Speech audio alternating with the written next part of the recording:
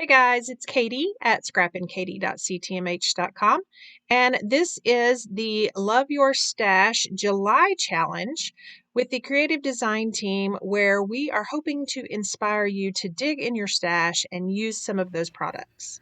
So I am kicking off this series of Love Your Stash that a few of the creative design team members will be participating in. And so I've pulled this photo.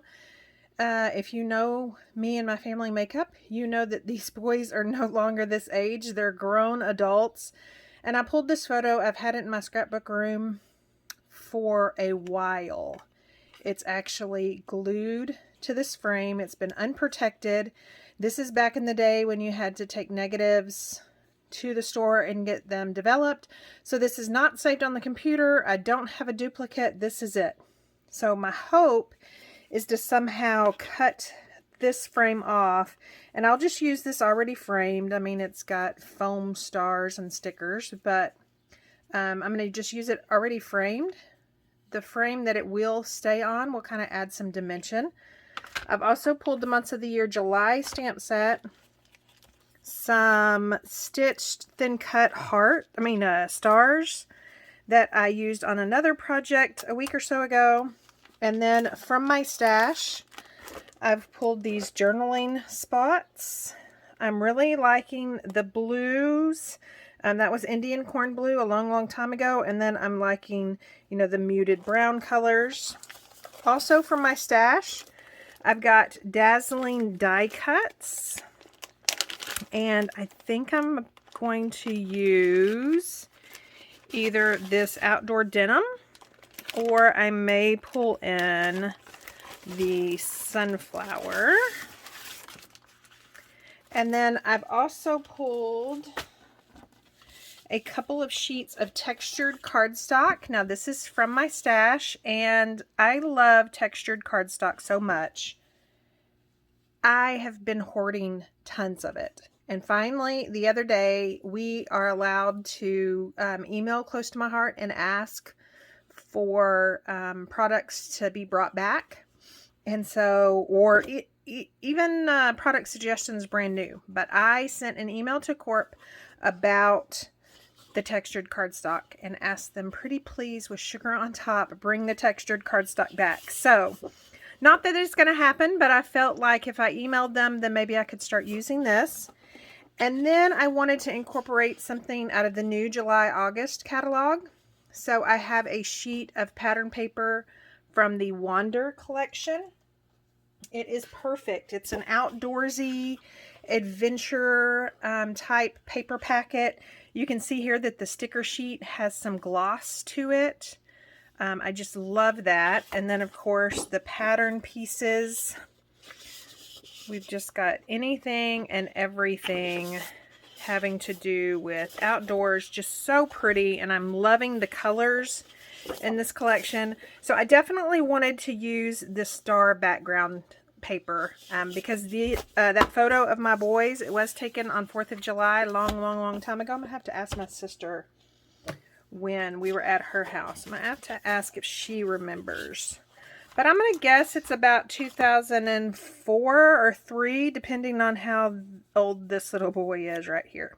So that is my goal, is to use my stash along with some of the new products that we have, and then see how this one-page layout comes together, and trying to get this photo behind a memory protector and in the scrapbook instead of just out in the open. I did have to dust it off, but overall, I think it looks in pretty good shape. There's some scratches there, but I'll take it. Just my cute, adorable boys. So let's get started. So I'm going to start preparing my pattern paper by cutting off the zip strip. Now the zip strips are our branding strip. And then I am going to start just creating a frame around this.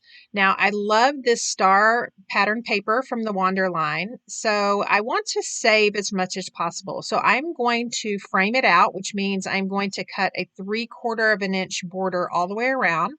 Depending on your cutter, you should be able to start your blade at 3/4 of an inch and then go up to 11 1/4. And you see how that just hollowed out that center, and it will allow me to do some more stamping and sponging sponging here on the center of the layout underneath that photo. So I am going to pull out my my candy apple ink, and then one of my blending tools that I just love from Amazon. I'll leave those linked down below. And the reason I decided to do this was because I am using textured cardstock and it is white. And so I definitely wanted that texture to come through. And by sponging over it with that blending brush, it really allows that texture to show through using that ink. Now, for the months of the year July stamp set, I'm going to use several images. This is that firecracker one, again, inked up in that candy apple. And then for my title, I'm going to do the same thing. So there is a fourth I'm going to ink up in candy apple and go ahead and get that stamped down. I'm just trying to decide what I want to do with those tags before I stamp the title. And then there are several options for July, which I love. There's a big option, there's a tiny, there's even a script option. So I've gone for the big kind of blocked out option. And then there is a little star that says of, and I'm going to ink that up in sapphire, put it right there by that fourth, and then I'm going to ink up the month July in that candy apple and stamp that off. Now, to finish off the stamping for right now, underneath that photo, I want to put this little banner piece. Now, this, again, the banner piece comes on this month of the year, July stamp set. And I'm going to just put that on a block and then use that same sapphire ink. And that way I've got the sapphire ink above the photo, and then I'm bringing that also down below the photo. Now, later on, I will add some more stamping, but for right now, I am ready to start adhering these pieces down.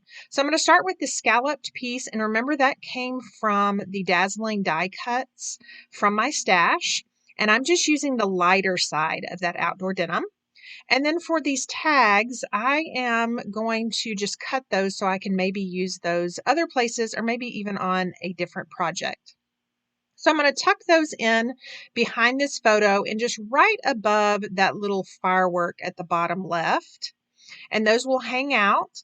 And then I am going to try and remove the photo from that big backing. And you can see there that that photo just was so damaged because it hadn't been covered. And so literally the top was peeling off. I have no idea where I even got this photo processed. So I was able to tape it back on. And then I just used my photo printer to scan that photo, which probably is what I should have done to begin with. So since it really scanned without the border, I had to kind of remat it. Literally, I was in tears when I saw that the top of this photo was just peeling off. I mean, I don't know if you could see it, but it just was peeling off of that white photo paper. So in the end, I'm really glad I was able to salvage it. You can see a little bit on the left side by our youngest son there that it peeled, but for the most part, that photo now is intact. Because it's so much smaller, because I had to cut off the border, I did end up adding an extra set of those pennant inked up. And then I am going to start adding some of those other stars. Now that dark star comes again from that those deluxe die cuts. I think that's what they were called. And then I've got that stitched star over on the top left.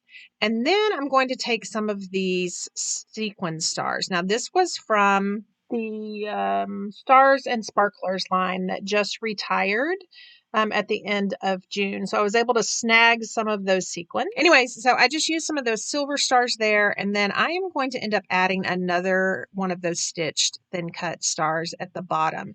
I really kind of toyed with making it a shaker, but because I had that silver star sequins, it really would have been hard to. So I am going to add some 3D foam tape to the portions of the star that will hang off of the photo. And that way they'll all be at the same dimension level, if that makes sense.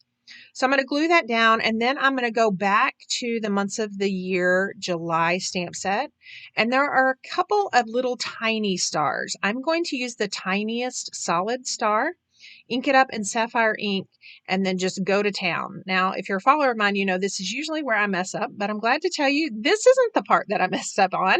But here in just a second, I'll show you where I messed up. But in scrapbooking and card making, everything is fixable. So I was able to fix my mix up. I did add some journaling lines with a gray journaling pen up at the top left, the top right, and that's where I will journal. And then I felt like that right side of the photo needed another brown spot. So I cut that as shown. And then here's where I've decided to add a clear shimmer brush because, you know, fireworks are supposed to be shimmery and blingy. And right over there on that left side of the layout, when I opened my shimmer brush, it just spilled out. So I tried to wipe it up, but that just doesn't work. So I'm going to go back to those journaling spots from my stash, and I'm going to add a little journal spot. Again, bringing that kind of brown color up to the top left. And again, that's going to create a triangle, which those visual triangles in scrapbooking are somewhat necessary for the eye to just kind of naturally progress across your page. And I'll end up adding either maybe the year or the date or something else. And just to kind of make it look like it was supposed to be there, I'm going to add a red star sequins and then that little tiny sequin stamp in that sapphire ink. And that is pretty much it on the layout. You can see the shimmer there, and here are the still shots where you can see the dimension as well as the close-ups of that texture sponging and then those fireworks. You can see that the shimmer, if it lands on some of that ink, sometimes it distorts it just a little bit, but I still overall, I'm loving that I got this photo down on paper in a scrapbook layout. And then I was able to salvage it as much as I could. So again, thank you so much for watching me use my stash, kind of melting old and new together. And we will have some more of the creative design team posting in the next week. So make sure you check back with them and then as well as my video. If you're watching this later, I should have links as soon as those videos go live. I'll leave those linked down below and I'll leave everything else linked that I used. And as always, thank you so much for stopping by and watching. I love to have you here. I love to read your comments. And if you aren't already a subscriber, consider subscribing and then hitting that notification bell so you'll be alerted the next time I post a crafty video. Have a great week and a great month of July.